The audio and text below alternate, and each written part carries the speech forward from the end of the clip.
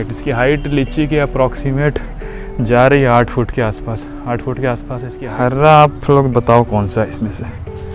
ये है बहेड़ा। वाह, ये सब। Hello everyone, welcome back in today's videos. आज हम लोग जिस टॉपिक पे बात करने वाले हैं उसमें 3-4 प्लांट को कवर करने की कोशिश करेंगे। पहला लीची और दूसरा हर्रा, बहेड़ा और आंवला। ये टॉपिक्स को कर रहे हैं। हर्रा, बहेड़ा और आंवला बेसिकली पार्ट हैं। ये एक तरह की मेडिसिन बनती हैं इनकी, जिसको त्रिफला कहा जाता है। ये उसके इंग्रेडिएंट्स हैं। तो लेट्स बिगिन।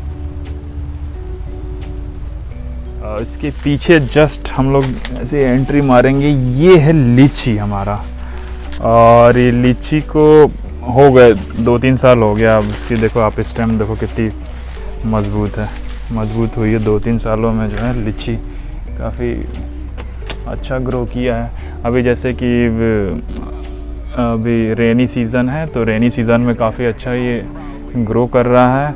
और ऑब्वियसली इसकी क्लाइमेटिक कंडीशंस वही ट्रॉपिकल डेसिडियस टाइप की क्लाइमेटिक कंडीशंस हैं इसकी, जो लखनऊ के आसपास, या फिर वैसे लीची देखा जाए तो नॉर्मली अच्छा ग्रो करता है बिहार में, लखनऊ में, मतलब नॉर्थ इंडिया में बहुत अच्छा ग्रो करता है लीची। और बिहार का जैसे मुजफ्फरपुर वाला जो एरिया है ना, वो तो काफ़ी इनफैक्ट फेमस भी है बहुत ज़्यादा लीची के। तो लीची का ये देखो आप, ये है अच्छा, काफ़ी अच्छा इसका ग्रोथ हो रहा है और नई नई पत्तियां आ रही हैं। जस्ट अभी ये तो हल्दी है, ये जो आप देख रहे हो ना, अभी मैं एंट्री मार रहा हूँ जो जहाँ से, ये सब हल्दी हैं। ये सब जो दिख रहा है ये सब हल्दी हैं। तो ये देखो कितना हाइट, इसकी हाइट लीची के अप्रॉक्सीमेट जा रही है 8 फुट के आसपास। 8 फुट के आसपास इसकी हाइट हो रही है। बहुत घना हो गया है। एक इम्पॉर्टेंट फैक्ट मैं लीची के बारे में अगर बताऊं आपको, तो जैसे लीची वैसे बहुत ज़्यादा मात्रा में नहीं खानी चाहिए। लीची जैसे कि WHO ने भी पाया, और कई जगह मतलब ऐसा खा सकते हो आप, ऐसा नहीं कि लीची नहीं खाना चाहिए। लेकिन बिहार में ऐसे कुछ केसेस आए थे, जैसे कि एक्यूट एन्सेफेलाइटिस के सिंड्रोम, AES बोलते हैं जिसको, एक्यूट एन्सेफेलाइटिस सिंड्रोम। उसमें ये पाया गया बेसिकली कि कुछ बच्चे ऐसे थे ना, जहाँ पे जैसे कि मुजफ्फरपुर वाला एरिया बहुत ज़्यादा लीची खाते थे खाली पेट। उन बच्चों में ये बीमारियाँ थी, तो उनको इवन WHO भी लिंक करता है उस चीज़ से कि हाँ, लीची एक रीज़न है AES के, एक्यूट एन्सेफेलाइटिस बीमारी का पीछे बच्चों में। तो ज़्यादा ना खाएं, अगर लीची है आपके यहाँ तो कम खाओ, और कच्ची लीची ना खाएं, ठीक है? कच्ची लीची ठीक नहीं है, बाकी तो सही है। और देख, नेक्स्ट जो है हमारा प्लांट, उसको हम कहते हैं हर्रा। हर्रा, आप लोग बताओ कौन सा इसमें से? ये है हर्रा। देखो, ये देखो, ये हर्रा। हर्रा मैंने पिछले साल मंगवाया है, ये उत्तराखंड से आया है। वैसे तो ये प्लांट बहुत बढ़िया होता है, मध्य प्रदेश का है ये प्लांट। देख लो, एक्चुअली इसमें इतना ज़्यादा घना है ना कि इसमें मैं कैसे दिखाऊं।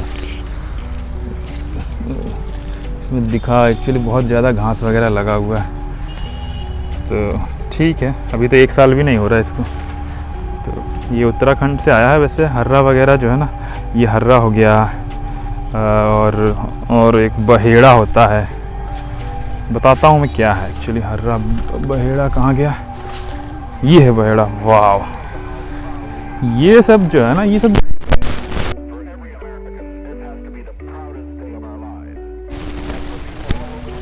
और ये मेडिसिनल प्लांट्स हैं। देखो इसकी पूरी स्टेम देखो, 1 साल भी नहीं हुआ, एकदम थोड़ा सा ऐसा लग रहा था मेरे को सूख जाएगा, लेकिन ये सब जंगली पेड़ ना कहीं पर भी लग जाते हैं। तो हर्रा और बहेड़ा की स्पेशल चीज़ ये है कि ये प्लांट, अगर आपने त्रिफला नाम का एक चूर्ण आता है आयुर्वेद में, अगर उसके बारे में सुना होगा ना, तो उसमें इसका यूज़ होता है। हर्रा यूज़ होता है, बहेड़ा यूज़ होता है, और आंवला भी अपने पास।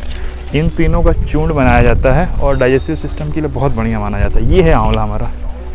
ये सब जस्ट अभी लगाए गए हैं, और अच्छी बात ये कि बहुत बढ़िया ये मतलब ग्रोथ हो रहा है। ये बहुत पतला था यार, ये मैं बता रहा हूँ आपको कि ये देख रहे हो, ये इससे थोड़ा सा ही मोटा था। ये जब इसको लगाया गया था तो मुझे अभी भी याद है। और जस्ट ये 3-4 महीने पहले की बात है और आज की डेट में देखो। एक्चुअली अब यहाँ मानसूनल एरियाज़ में इसको बहुत बढ़िया पानी और ह्यूमिडिटी मिल जा रहा है ना, इस कारण से ऐसा हो रहा है। तो हर्रा बहेड़ा के बारे में बता रहा था, वो उससे बनाया जाता है। हर्रा को मिक्स किया जाता है बहेड़ा को और आंवला को, इन तीनों को सुखा के और उसको पीस के और एक तरह का मिक्सचर बनाया जाता है, उसको कहते हैं त्रिफला।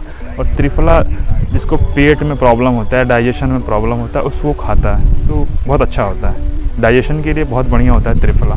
त्रिफला में यूज़ होता है इसका, हर्रा बहेड़ा और आंवला। एक और चीज़ होती है हर्रा बहेड़ा में, मायरोबालान जो है इंडस्ट्रियल पर्पस के लिए यूज़ होता है उसका। मायरोबालान क्या होता है ना कि उसमें डाई करने के लिए, जैसे कि डाइज़ वगैरह में, कलर वगैरह में यूज़ होता है। और टैनिंग, लेदर की जो टैनिंग करते हैं ना हम लोग, उसमें यूज़ होता है। गन्ना तो आप लोगों को पता ही होगा, गन्ने के बारे में क्या बताना।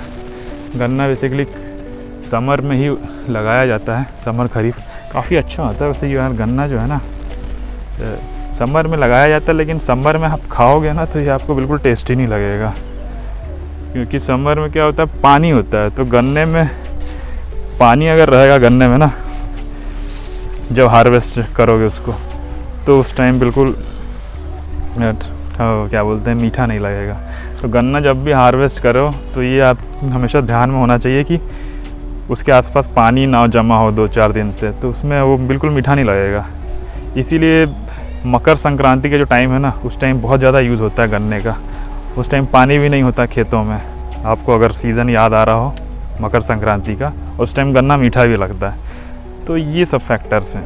अभी तो ये बिल्कुल मीठा नहीं लगेगा, अभी अगर मैं काट लूँ ना तो बिल्कुल मीठा नहीं लगेगा।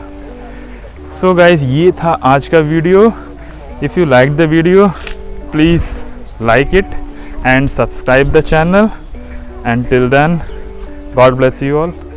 Take care. Bye bye.